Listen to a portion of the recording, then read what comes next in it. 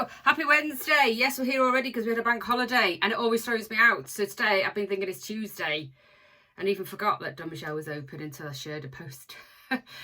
With our things that we've been doing with upscale of changing and how we're going to do things with regards to sharing content, we're going to share to you at the more optimum time. So throughout the day, it's just not going to be blah, blah, blah, blah, blah, blah, blah, blah. There will be little windows of opportunity that we'll see. So we'll work with you. So on your travel to work, on your travel home, in the middle of the day when you just might be flicking through when you're on your lunch hour, maybe just before you get to school to pick up your child, we might plug out then. But it all depends, because every day with social media depends when is best to post. So the algorithms and the world of Google have decided when it is best to post. And some people will say 3 to 4 times a week, which is good if you are to keep you out there and at the top of the ladder.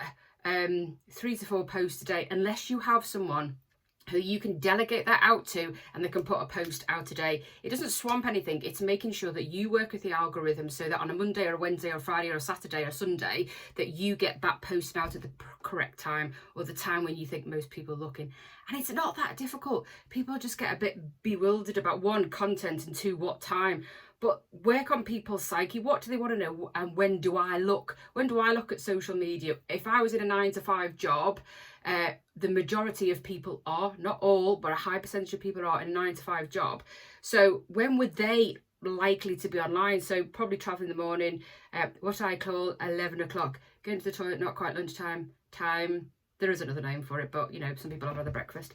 11 o'clock, and then 12 till 1, 12 till 1:30. Again, 3 o'clock if parents are standing outside the door, and then sort of 4 to 5. But again, these are times that are different each day. So if you're wanting to post or you're wanting to look at things from businesses that you follow, then they will probably be the more priority time to do it. Weekends, depends on your actual industry. So obviously anything that's hospitality or food and drink related, then the weekends are great because you can tell people what's coming up that weekend. So Quirky might, for example, show you a glass of beer in the sun just to entice you to come along. Where if you had Hitco, for example, then they probably wouldn't be, whatever they shared in the week would probably be better for you to browse at the weekend. So it depends what industry you're in, really, whether things sometimes work or you can share them at the weekend.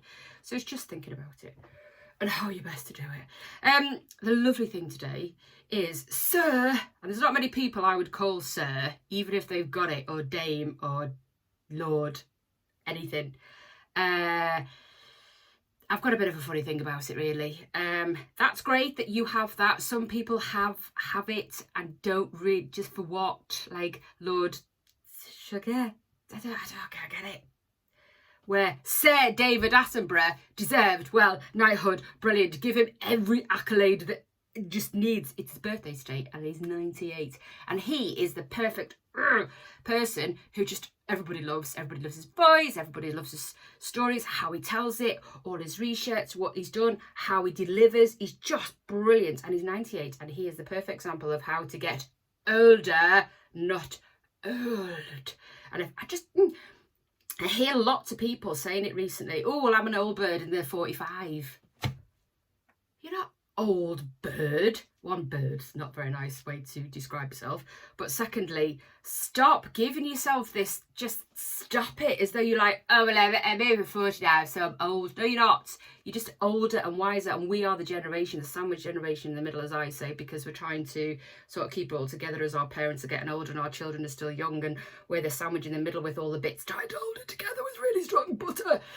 So actually, our parents probably weren't doing what we were doing. If you're in your 40s, 50s, we're doing a lot more. So to actually put yourself in the bracket of being old, stop it. You're not old. Old is 98. 98 is old. 40s, 50s, it's not. You're not even midlife, because that's sort of gone, sort of 42-ish. But you're not old. I'm 50 this year. Not that I've told many people. But I'm not old. I'm just older. Wiser. We are the people that were stuck. We know everything before tech, in the middle of tech, learn about tech, after tech. You know, when you could scrape your knee riding a bike, to now it electronically just do it itself.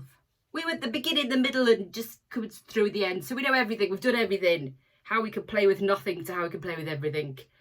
So you're not old, you're wiser and older. But anyway, with regards to David Attenborough, because he's so brilliant, I think this is where technology could come into its own, where AI need to basically replicate him, sit with him, and I hope they've done this already. I mean, this is just me hoping, but it might already be done, where he sits and teaches AI all about everything that he knows, just offload it. And then they can create a robot or a hologram or a computer that's just the David Attenborough computer. So when the man is no longer on this planet Earth, what a sad day that will be, all that information that he's got is stored, it's there. I know we've got videos and television, but what is going on here just needs to not be lost, which is a bit like the Repair Cafe, isn't it? The Repair Shop, which is the best television programme ever for lots of many things when people repair a memory. And even though it could be some kind of old bagpipes or a stool that was sentimental to somebody, it's quite sad. But the people that work on that, they're so intricate and so detailed and so knowledgeable and so talented and so experienced. And they are of an age. And that, once they're gone, unless they pass that on or somebody new comes in and learns that trade, certain trades could be lost forever. You know, the guy that sort of backs books, or the lady that does all the painting, just so intricate detailing and experience and talent, and you want to capture that and sort of pass it on. And I was reading an article the other day, or listened to an article, and it was about the construction industry, which is huge. Don't just think of JCBs and a dirty track. It's huge in construction. It's in the office, it's outside, it's surveying, it's all kinds of stuff. And under that alone, and construction could be anything where it's sort of painting and decorating, plastering, plumbing, anything like that, but also on a bigger scale, and even working with AI for stuff now. They're needing people. So if you're thinking about getting into a position, if you're of an age, it's something to definitely look at. Construction are really crying out for people, and then you can be a bit niche because things are changing and you don't always have to be outside. So just to let you have that little bit of information. Today and this morning I've been to the lovely Station House Cafe. Joe and the team have put on a lady that she knows, where I think Joe shopped for many years, has brought her in I've put loads of information out this week. It was probably a bit late to get the information out, but there's going to be a Wednesday once a month at the Station House morning, 10% off breakfast, even better, at the Station House. Go and have a look at her wear. She's got shoes, jewellery, coats, trousers, skirts, dresses, tops, jumpers. I bought a jumper, very nice, because we don't really have that. We do have tops, but we don't really have, sort of, now that we've lost room 94, two of the other and Dorothy Ann's. We did have 4 at one point that have been in and out the high streets, but now Joe's going to do this as a pop-up every Wednesday morning, which is brilliant. I love it when two businesses combine together. It's a really, really good idea to do. So you could go in the morning, and it's going to be open for, you know, from something like 9 o'clock up until 11:30, 12, and then you can go and have some breakfast and then go and have a mooch. So I bought a top this morning, and then it's just like once a month, so it's a really good idea. So they'll put out today when the next one is in June. Talk about the next one. Next rumour. Rumour has it, which has been going for 3 weeks now, and unfortunately, as always happens, when it's like a really bad taste, like it's a cross between a really bad taste in dish and a Chinese whisper, and they go together, and then it creates this bomb of rubbish, and it's that La Bella Vita was shut in. And I didn't mention it because I just thought, it'll shush and it'll go to bed soon, but it didn't for 3 weeks, and then it just gets traction, and then people on social media pages just go directly to the company, and if you hear it, just go, hold on a minute, where have you heard that from? Well, my mate Dave and his dog's auntie's flower pot told me all about it. Doesn't mean it's right. Go direct to the company, because what you're doing by continuing that room, have you heard of elevator shut in? Oh my god, it's shut in now, its car is open, that's probably why it's shut in. No, it's not.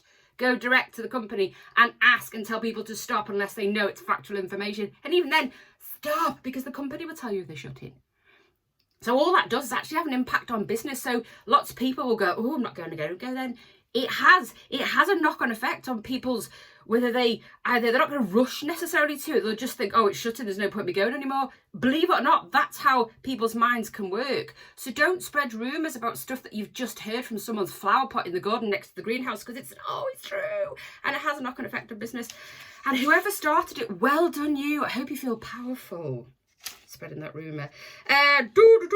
Dance group needed for Augustus Court, the care home there. Their coordinator has been in touch with me yesterday, asking for a dance group to go and help at the end of June with their residents. Unfortunately, two of our well-known dance people, which is Caroline Arthur Dance School of Dance and Dorinda's, are both sort of, I think it's competitions or something at the end.